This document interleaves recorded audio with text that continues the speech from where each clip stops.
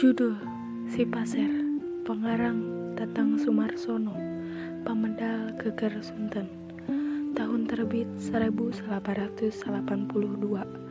Kota terbit Bandung. Kandel buku 80 halaman. Si Pasir. Eson teh mangrupakeun anak patani anu ngebon di suku Gunung Manglayang. Dina hiji mangsa aya anak pencek anu asup ka jero kebon kulantaran dibebari ku anjing pamororan ti leuweung.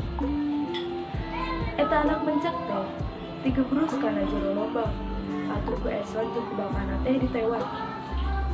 Anak pencek tuluy diingu ku si Eson dingaranan Si Pasir kusabab lencapna tarik pisan. Diibaratkeun kana pasar anu ngabelesat tina sumpit. Eson tulaten pisan ngabesarkeunana. Beki ka dieu, Si Pasir teh beki gede jeung beki luhur oge lencap. Malah hiji poe Si Pasir teh bisa kabur lantaran geus kaluncatan pagar buruan hilang. Untungna Si Pasir teh bisa katewak deui ku si Eson. Ngarah teh kabur deui, pagar di buruan imah teh di jangkungan si Eson.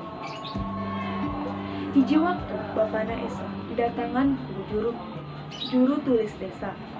Maksudna keur ngolongan sangkan Eson ngalepaskeun Si Pasir ka leuweung. Sabab eta sato teh mangrupakeun satu anu ditangtayungan ku pamarentah. Eson ngarasa berat upami papisah jeung Si Pasir. Nah, kusabab dioloe ku bapana, akhirna Eson daekeun ngalepaskeun Si Pasir ka leuweung. Tilu poe ti harita, Si Pasir balik deui ka imah si Eson. Si Eson kacidak bungahna kulantaran bisa papanggih deui jeung Si Pasir.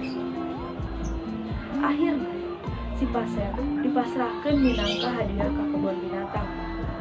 Eson teh teu ngarasa kaleungitan teh hingga kusabab unggal poe manehna bisa ngalongok Si Pasir ka kebon binatang. Judul Si Pasir. Tokoh Si Pasir. Nyaahan kedua. Eson baik ikhlas nyaah ka sasatoan. Bapak Eson sok ngingetan ka jalan anu bener jeung juru tulis desa.